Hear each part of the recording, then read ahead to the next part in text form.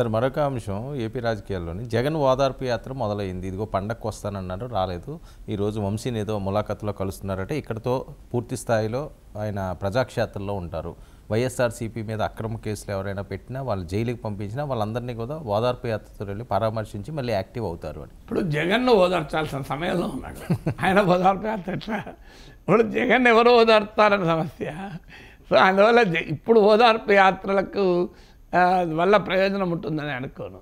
ఇప్పుడు జగన్ ఓదార్పు యాత్ర కాదు, ప్రజల భరోసా యాత్ర నడపగలిగితే పార్టీ కార్యకర్తలకు ఇది భరోసా యాత్ర. ఇది ఓదార్పు యాత్ర అంటే దీన్ని ఏంటంటే పార్టీని కాపాడుకోవటానికి, మిగిలిన సైన్యాన్ని నిలబెట్టుకోవటానికి, పార్టీ నాయకత్వం పైన విశ్వాసం సన్నగిల్లకుండా ఉండటానికి చేసే యాత్ర ఇది. అందువల్ల ఇది ఓదార్పు యాత్ర కాదు, ఇది జగన్ భరోసా యాత్ర. ఎవరికి భరోసా? జగన్కు భరోసా, పార్టీ నాయకులకు భరోసా. ఎందుకంటే పార్టీ నాయకులు కూడా జారిపోకుండా నిలబెట్టుకోవడానికి జరిగే భరోసా. దీంట్లో ప్రజలకు ఏం సంబంధం లేదు. దీని వల్లభనేని వంశీ ప్రజల కొరకు పోరాడి జైలుకు పోతలేడు, స్వాతంత్ర సమర పోరాటం జరిపి జైలుకు పోతలేడు, ఆంధ్రప్రదేశ్కు ప్రత్యేక హోదా కొరకు పోరాడి జైలుకు పోతలేడు. ఆఖరికి చంద్రబాబు నాయుడు ప్రభుత్వ హయాంలో సూపర్ 6 అమలు అవుతలేదని చెప్పి పోరాడి కూడా జైలుకు పోతలేడు. ఎందుకు జైలుకు పోయాడు వల్లభనేని వంశీ? సో ఆయన మన అంతకన్నా ఎక్కువ నేను చెప్పాల్సిన అవసరం లేదు. ప్రత్యక్షంగా ఉన్న కేసులు పరోక్షంగా అసెంబ్లీలో వ్యవహరించిన తీరు ఇంతే కదా. సో అందువల్ల ఇది ప్రజలకు ఏం సంబంధం? అందువల్ల జగన్మోహన్ రెడ్డి ప్రజల కొరకు పోరాడిన వ్యక్తుల ఓదార్పు యాత్రకు పోతే అది జగన్మోహన్ రెడ్డికి లాభం అవుతుంది. ప్రజల కొరకు పోరాడిన సందర్భంగా అరెస్ట్ అయిన కేసు కాదు ఇది. ఇది రాజకీయపరమైన పరస్పర కేసులు. ఇందులో ప్రజలే లేరు, పాలిటిక్సే తప్ప.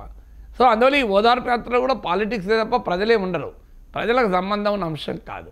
అన్ఫార్చునేట్లీ ఆంధ్రప్రదేశ్ ప్రజలకు నష్టం జరుగుతున్నది ఏంటంటే ఆంధ్రప్రదేశ్లో చర్చ అంతా దేనిపైన?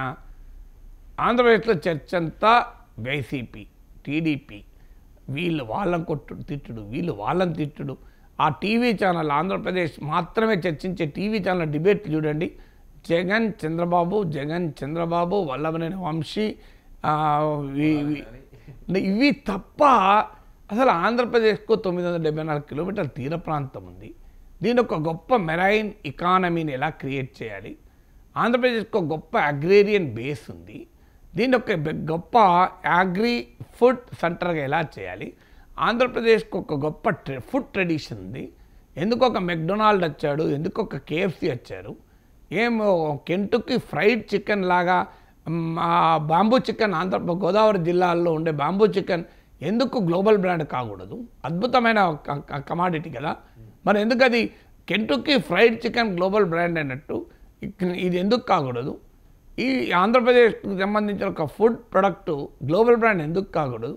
ఒక గొప్ప ఎంటర్ప్రెన్యూరల్ సమాజం కదా తెలుగు వాళ్ళు. ఇవాళ ప్రపంచమంతా ఆంధ్రప్రదేశ్ మూలాలున్న తెలుగు వాళ్ళు ప్రపంచాన్ని శాసిస్తున్నారు కదా, ఎందుకు దాన్ని డెవలప్ చేయకూడదు? ఇది ఏమీ లేదు. ఏం చర్చ? వల్లభనేని వంశీ, కొడాలి నాని, పేర్ని నాని, అంబటి రాంబాబు, ఇవే చర్చ తప్ప ఇంకా వేరే చర్చ ఎక్కడిది? ఆంధ్రప్రదేశ్కున్న పొటెన్షియల్ మొత్తం నిర్వీర్యమైపోతుంది. ఆంధ్రప్రదేశ్లో ఉన్న ఎకనామిక్ పొటెన్షియల్ నిర్వీర్యమవుతుంది.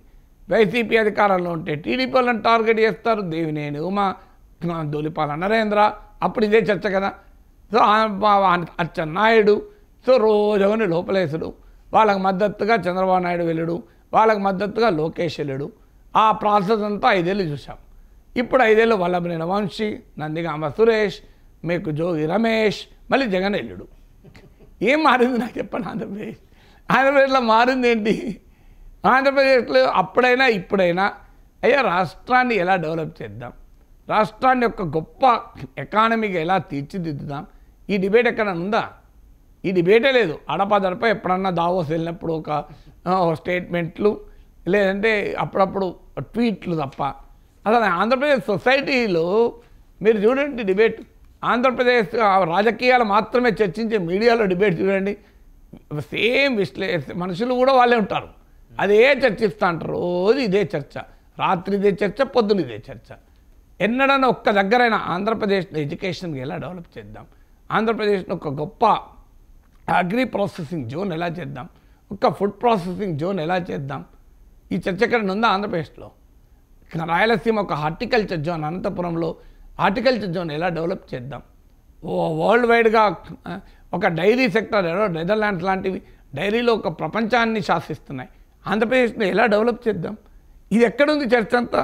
ఈ చర్చ అంతా నేను చెప్పినట్లు ఆ రోజుల్లో అచ్చెన్నాయుడు, ఈ రోజుల్లో వల్లభనేని వంశీ, ఆ రోజుల్లో దేవినేని ఉమా, దొలిపాల నరేంద్ర, ఆ సంగం డైరీ, ఇప్పుడు నందిగామ సురేష్, జోగి రమేష్. తేడా ఏమొచ్చింది? సార్ ఎందుకు సార్ ఎక్కడ ఇది తేడా వస్తుంది? అంటే విజన్ లేక, లేకపోతే ఇలా అయితేనే నడుస్తుందనా? అది ఆంధ్రప్రదేశ్ ప్రజలు ఆలోచించాలి. ఇప్పుడు రెండు పార్టీల మధ్య, ఇద్దరు నాయకుల మధ్య, రెండు కులాల మధ్య సమాజం చీలిపోతే ఇంతకన్నా ఎక్కువ ఏముంటుంది? రెండు ఆలోచనల మధ్య చీలిపోతే సమాజం బాగుపడుతుంది. రెండు ఐడియాస్ మధ్య చీలిపోలే ఆంధ్రప్రదేశ్ సమాజం. ఇద్దరు వ్యక్తులు, రెండు పార్టీలు, రెండు కులాలు, వీటి మధ్యనగా చీలిపోయింది. ఇంకేముంది ఆంధ్రప్రదేశ్లో? ఇది ఆంధ్రప్రదేశ్ భవిష్యత్తుకు గొడ్డలు పెట్టు. అన్ఫార్చునేట్లీ నేను బాధతో చెప్తున్నా. సో ఆంధ్రప్రదేశ్లో వేరేది ఏమైనా ఉందా? నేను ఉదాహరణకు ఆంధ్రప్రదేశ్ మెరైన్ ఎకానమీ ఎలా డెవలప్ చేయాలని మాట్లాడితే ఎవడన్నా స్వీకరిస్తారు ఆంధ్రప్రదేశ్లో? అడన్నా మాట్లాడబోతే తిరుగుతారు. మనం న్యూట్రల్గా మాట్లాడితే ఒప్పుకోరు. నువ్వు జగన్ ఖాతాలో ఉండాలి, చంద్రబాబు ఖాతాలో ఉండాలి, వేరే ఖాతా లేదు కదా. నేను ఆంధ్రప్రదేశ్ ప్రజల ఖాతాలో ఉంటాడు ఒప్పుకుంటారా? ఒప్పుకోరు కదా. నువ్వు అటో ఇటో ఉండాలి, ఇంకా వేరే లేదు. ఈ రెండే ఖాతాలు ఆంధ్రప్రదేశ్లో ఉన్నాయి. సమాజం ఖాతా, ప్రజల ఖాతా లేదు. అంత చరిత్ర, సంస్కృతి, నాగరికత ఉన్నటువంటి సమాజము ఈ కుల రాజకీయాల్లో, వ్యక్తుల రాజకీయాల్లో, పార్టీల రాజకీయాల్లో ఎందుకు దెబ్బతినాలి అంటాను నేను. ఆంధ్రప్రదేశ్కున్న ఎంత గొప్ప సాహితీ, సాంస్కృతిక వైభవం ఉన్న రాష్ట్రం కదా, ఎంత ఎకనామిక్ పొటెన్షియల్ ఉన్న రాష్ట్రం కదా. ఇది సౌత్ ఈస్ట్ ఏషియాకు ముఖద్వారం కాగలుగుతుంది కదా. తైవాన్ చూడండి, సింగపూర్ చూడండి, ఒక సింగిల్ ఒక పోర్ట్ ఉంటే అవి గ్లోబల్ షిప్పింగ్ ఎకానమీలో, మెరైన్ ఎకానమీలో నడుతుంది. ఇక్కడ ఎన్ని పోర్ట్లు ఉన్నాయి? ఒక అండమాన్స్లో ఒక హావ్లాక్ బీచో, లేకుంటే ఒక పోర్ట్ బ్లేర్లో ఉన్న బీచో, ఇలాంటి బీచ్లు ఆంధ్రప్రదేశ్లో ఎన్ని ఉన్నాయి? మరి ఇవన్నీ ఎందుకు డెవలప్ అవుతలేవు? అసలు ఆంధ్రప్రదేశ్లో ఎందుకు ఉండాలి? ఆంధ్రప్రదేశ్ ప్రపంచాన్ని శాసించాలి, అంత గొప్ప పొటెన్షియల్ ఉన్న రాష్ట్రం కదా. దాన్ని ఎందుకు ఇలా తయారు చేస్తున్నారు? కారణం ఏంటి? వారు రాజకీయ నాయకులు స్వార్థ ప్రయోజనాలు. అందుకే వాళ్ళు కులాన్ని వాడుకుంటారు, వాళ్ళు వ్యక్తిగత భావోద్వేగాలు వాడుకుంటారు, వాళ్ళకి వేరే చర్చ ఉండదు, వేరే పని ఉండదు. ఇంకా వాళ్ళకి కావాల్సిన పాలిటిక్స్. ప్రజలు ఎందుకు పట్టించుకోవాలంటున్నా? ప్రజలు కూడా అట్లా తయారయ్యారు కదా. ప్రజల్లో అందరూ అని అంటలేను, ప్రజల్లో మెజారిటీ అలా తయారైనప్పుడు సమాజం అంతకన్నా డిఫరెంట్గా ఎందుకు ఉంటుంది? ప్రజల్లో ఆ చైతన్యం రావాలి, తిప్పికొట్టాలి. మాకు అద్దయ్యా ఈ పాలిటిక్స్, ఈ కంప రాజకీయాలు, ఈ వ్యక్తిగత రాజకీయాలు, ఈ కుల రాజకీయాలు వద్దు. అయ్యా మీరు చర్చించండి, చంద్రబాబు నాయుడు, జగన్ కొట్లాడండి. రెడ్ బుక్లు కాదు, మాకు డెవలప్మెంట్ బుక్ కావాలి. రాజారెడ్డి రాజ్యాంగం కాదు, మాకు డెవలప్మెంట్ రాజ్యాంగం కావాలి అని మెరైన్ ఎకానమీ 974 కిలోమీటర్ల తీర ప్రాంతం ఉన్న ఆంధ్రప్రదేశ్ మెరైన్ ఎకానమీ ఎలా డెవలప్ చేయాలని జగన్, లోకేష్, జగన్, చంద్రబాబు, పవన్, జగన్లు కొట్లాడుకోండి, రాష్ట్రం డెవలప్ అవుతుంది కదా. అగ్రిబేస్డ్ ఇండస్ట్రీస్ ఎలా డెవలప్ కావాలని లోకేష్, జగన్ కొట్లాడండి, చంద్రబాబు నాయుడు కొట్లాడండి.